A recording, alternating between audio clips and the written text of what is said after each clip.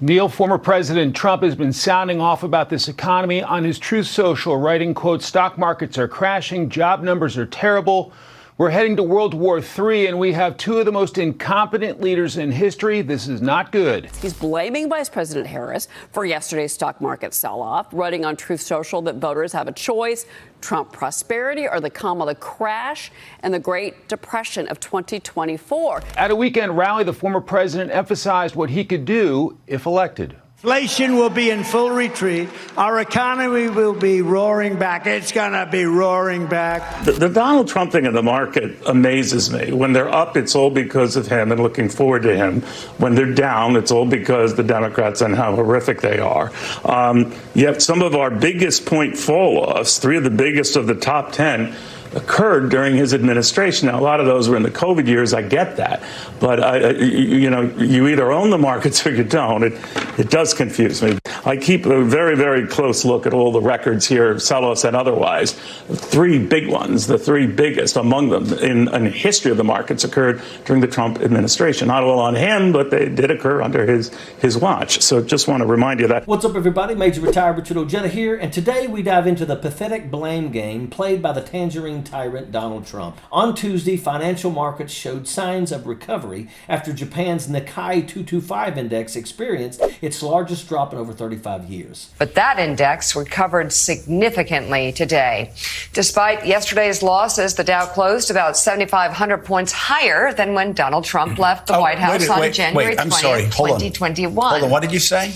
Could you read that again? Higher. Despite this, Trump tried to place the blame squarely on Vice President Kamala Harris, calling it the Kamala crash. He cried wolf. Fox News' Neil Cavuto didn't let Trump's accusations go unchallenged. Cavuto pointed out that despite the recent market drop, the Dow Jones Industrial Average is significantly higher than when Trump left office in January 20th, 2021. I keep a very, very close look at all the records here, sell-offs and otherwise.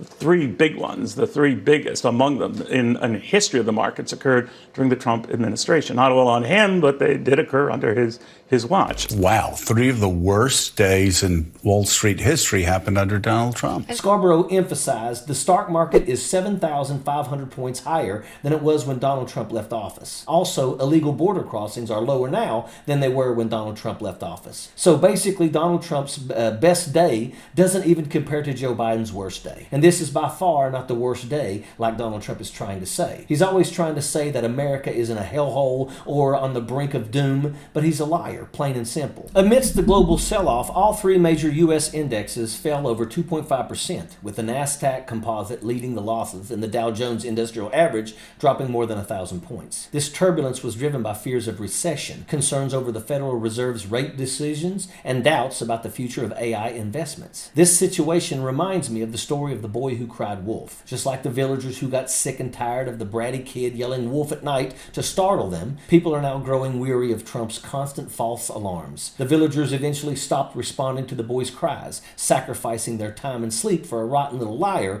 who thought the whole situation was funny. When it came time that he was really in trouble, nobody responded because they thought he was lying. In the end, the wolf got the boy. Similarly, Trump's repeated lies and blame games are catching up with him. Even Neil Cavuto had to call it as he saw it. Justice, like the wolf, is coming around to bite Donald Trump in the ass. The former president didn't pull any punches, calling his Democratic opponent a horror show and saying she'll, quote, destroy our country. So why did Donald Trump blame Kamala Harris for this market downturn? Is there any evidence to support his claims? Or is this just another instance of Trump deflecting blame from his own economic record? It's clear that the market's recent performance has little to do with Vice President Harris and more to do with global economic factors and investor sentiment. As we move forward, let's stay informed and critically assess the claims made by our political leaders. And remember, the economy is a complex system influenced by many factors. Let's not be swayed by unfounded blame games.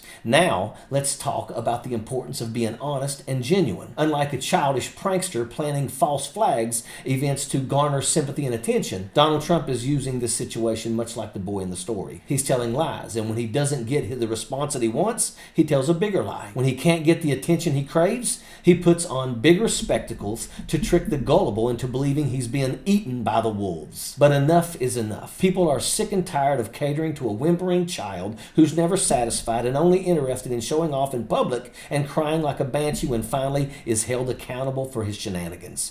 Everybody is sick of you, Donald. Your campaign is coming back to bite you. It's karma, and it's well-deserved. J.D. Vance is a loser before he even gets out of the gate. What Trump thought was going to be a good plan of attack for his campaign is backfiring spectacularly, and it's only getting worse. It's time for honesty and accountability, not more lies and distractions. We don't need a convicted felon in charge of our future. Great job in holding that orange jackaloon's feet to the fire. He needs to be fact-checked as often as he opens his mouth. What else would you expect from a common criminal? All of this bluster and hot air that's coming from Trump's campaign is to distract people away from the fact that he is a loser. He's not only the only president that's never given a peaceful transfer of power, but he's the same guy who's been bragging about ending abortion rights for women and wants to gut Social Security and Medicare and imposing a national abortion ban. It's absolutely necessary that we confront the lies with the truth, and we can't let up now. We are fighting for the soul of this nation, for our children's future,